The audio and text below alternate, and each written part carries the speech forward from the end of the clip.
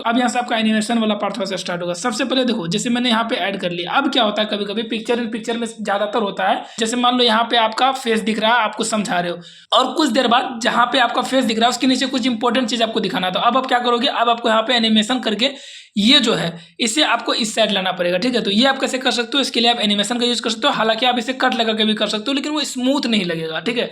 तो स्मूथ कैसे लगेगा, आप स्मूथ कैसे करोगे, उसके लिए हम लोग यूज करेंगे एनिमेशन का। जैसे हम लोग यहाँ पे जाते हैं, वीडियो को प्ले करते हैं, प्ले करने के बाद यहाँ पे मैं चाहता हूँ यहाँ तक तो ठीक रहे, यहीं पे रहे ये इमेज। इसके बाद ये जो वीडियो चल रहा है वो थोड़ा इस साइड आ जाए, वो लेफ्ट साइड आ जाए। मैं क्या करूंगा, यहाँ पे क्लिक करूंगा। सबसे पहले इस चीज को हमेशा ध्यान रखना, क्लिप पे हमेशा सेलेक्ट करना, जिस भी क्लिप पे आप एडिट चाहते हो। तो यहाँ पे मैंने क्लिप पे सेलेक्ट किया। अब देखो ऊपर आपको कुछ टूल्स दिख रहे हैं, यहाँ पे एक टूल आपको दिख रहा है की फ्रेम का। मैं की फ्रेम पे क्लिक करूंगा।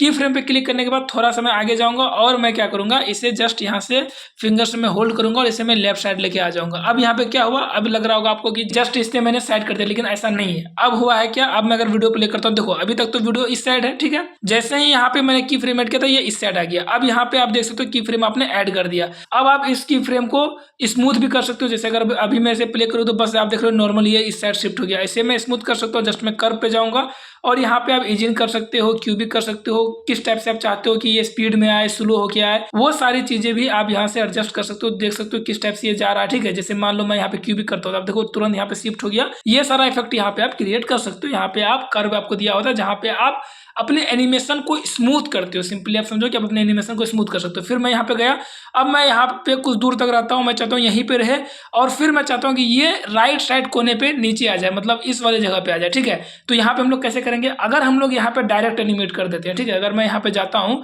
और जस्ट इसे मैं उठा के यहाँ ले आता हूँ, ठीक है, तो यहाँ पे एक की फ्रेम तो ऐड हो गया। लेकिन प्रॉब्लम ये है कि ये जो बीच में जहां मैं चाहता था कि ये वीडियो वहीं पे रहे, वहां पे नहीं रहेगा, ये एनिमेट होते रहेगा। लेकिन मैं चाहता हूं कि इस पार्टिकुलर टाइम पे ही ये यहाँ पे मूव हो। तो वो मैं कैसे करूंगा, सबसे पहले मैं अंडू करता हूं। ओके, अब हमें यहाँ क्या करना है, देखो सबसे पहले मैं चाहता हूं कि यहाँ से लेकर, ठीक है, यहाँ से लेकर मैं प्ले करता हूँ वीडियो को और मैं आता हूँ यहाँ तक वीडियो वहीं पे रहे जहां मैंने सेट किया। तो मैं क्या करूंगा, यहाँ जस्ट क्लिक करूंगा और एक की फ्रेम यहाँ मैं ऐसे ही ऐड कर दूंगा। नॉर्मली बस ऐड कर देना। क्यों ऐड करना है, ताकि ये पुराने की फ्रेम के प्रॉपर्टीज को एज इट इज यहाँ पे लेके आ जाए। मतलब सेम इन्फॉर्मेशन दोनों की फ्रेम में है, सेम डेटा है दोनों की फ्रेम में, और दोनों की फ्रेम के बीच में जो एनिमेशन है वो नहीं आपको दिखाई देगा क्योंकि डेटा सेम है। फिर मैं थोड़ा सा आगे जाऊंगा और आगे जाने के बाद मैं इसे यहाँ पे ले आऊंगा, जो कि मेरा एक्चुअल प्लान था, ठीक है। अब मैं इसे जब प्ले करता हूँ तो आप देखो यहाँ पे था, जैसे देखो बार मैं वीडियो को चलाता हूँ, सबसे पहले राइट से लेफ्ट, फिर कुछ देर ये वीडियो वहां पे रुका लेफ्ट में, फिर यहाँ से वो कॉर्नर में आया। अब मैं क्या करूंगा, फिर यहाँ पे आऊंगा और मैं यहाँ पे कर्व में जाके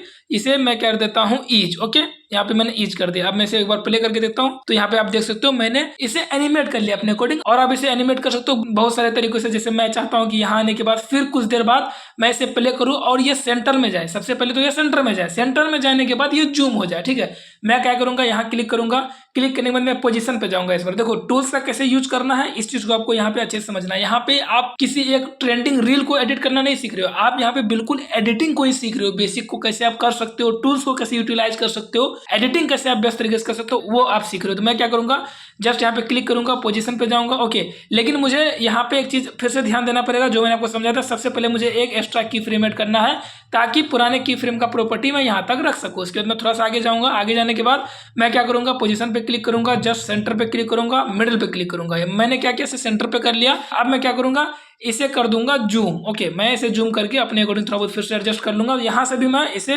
मूव कर सकता हूँ अपने अकॉर्डिंग, और ये आपको करना चाहिए। जब आप बहुत तरह प्रिसाइडली एडिट करोगे तो ये आप करोगे यूज, ठीक है। तो यहाँ पे मैंने इसे एडजस्ट कर लिया। अब देखो अब यहाँ पे क्या होगा, एक बार मैं आपको प्ले करके दिखाता हूँ। यहाँ पे तक तो ठीक है, जैसे मैंने प्ले किया ये सेंटर पे आ गया। ओके, आपने यहाँ पे क्या सीखा कि आप एनिमेशन बहुत सारे तरीकों से कर सकते हो। यहाँ पे अगर मैं आपको बताऊं तो एनिमेशन यहाँ पे काफी तरीकों से होगा आपका। जैसे आपने यहाँ पे जूम सीख लिया, आपने मूवमेंट करना सीख लिया कि आप मूवमेंट कैसे कर सकते हो, और इस टाइप का आपको बहुत सारी चीजें आपको समझ में आएंगी जो कि आप कर सकते हो, ठीक है। और आपके पास ऐसे बहुत सारे ऑप्शंस आएंगे। यहाँ पे अगर मैं फिर से कर्व में जाता हूँ, कर्व में जाके मैं इसे कर देता हूँ क्यूबिक आउट, तो आप यहाँ पे देख सकते हो किस टाइप का इफेक्ट आपको देखने को यहाँ पे मिलेगा, ठीक है। मैं यहाँ पे जाता हूँ, यहाँ पे प्ले करता हूँ मैं, तो यहाँ पे देखो किस टाइप का आपको इफेक्ट देखने को मिल रहा है। और ये सारी चीजें मैं आपको बोल रहा हूँ, ये सारी चीजें आपको प्रैक्टिस से आएगी। आपको प्रैक्टिस अच्छे से करना है ताकि चीजों को आप अच्छे से समझ सको, चीजें आपको काफी इजीली समझ में आ सके, ठीक है।